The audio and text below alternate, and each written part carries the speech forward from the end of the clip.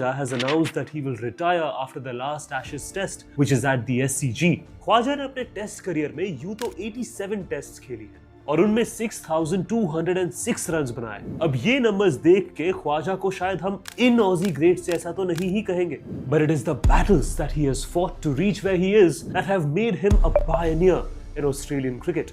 So how was Uzi's career? What are the challenges that he faced? What did he criticize? And why did he say this? Don't gaslight me. Let's find out.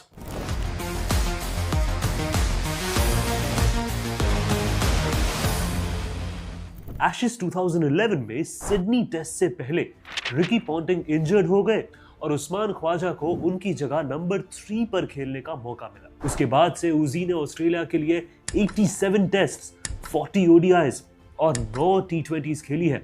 So he has basically been a one format player for a long time. वैसे तो ख्वाजा एक number 3 batter के तौर पर test team में आए थे, पर उन्होंने सबसे ज्यादा इनिंग्स को ओपन ही किया है। ख्वाजा ने अपने टेस्ट करियर में 87 मैचेस में 1600s लगाकर 6,206 रन्स बनाए। और तो और 2023 में जब ऑस्ट्रेलिया ने वर्ल्ड टेस्ट चैंपियनशिप जीती थी, उस साल ICC test cricketer of the year Usman Khawaja ही थे। So Uzi doesn't have to do anything to prove his worth. His stats speak for him. But Usman Khwaja is not just any Australian cricketer. He is the first Pakistan-born Muslim cricketer to have played for Australia.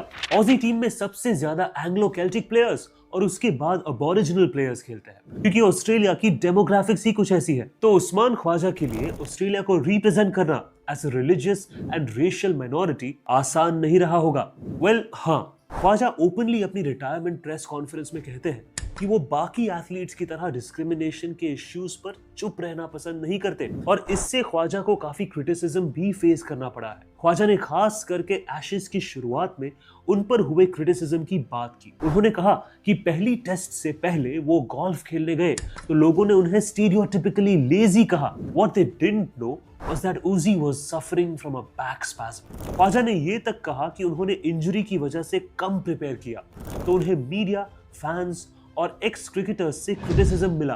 पर कई ऐसे players भी हैं जो रात को beer पीने के बाद मैच खेलते हैं और इंजर्ड होते हैं। सैडली उन प्लेयर्स को कोई क्रिटिसिज्म फेस नहीं करना पड़ा। Khawaja says that many athletes are not vocal about these matters because they are judged and gaslighted by people, but he chooses to speak up each time.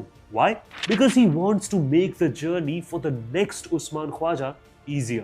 वो कहते हैं कि ऑस्ट्रेलियन सोसाइटी और क्रिकेट सर्किट इंक्लूसिव बनती जा रही है, but there is still room for a lot of improvement. 2025 में बड़े-बड़े प्लेयर्स रिटायर हुए हैं, the ones who are the face of cricket. 2026 भी एक ऐसे ही आइकॉनिक और इम्पोर्टेंट क्रिकेट रिटायरमेंट से स्टार्ट हुआ है। So all of cricket is going through a transition phase. Do you think the new cricketers will be the new faces and new stars, or the ones that are Last of the stars? Let us know your reactions below, and thank you for watching.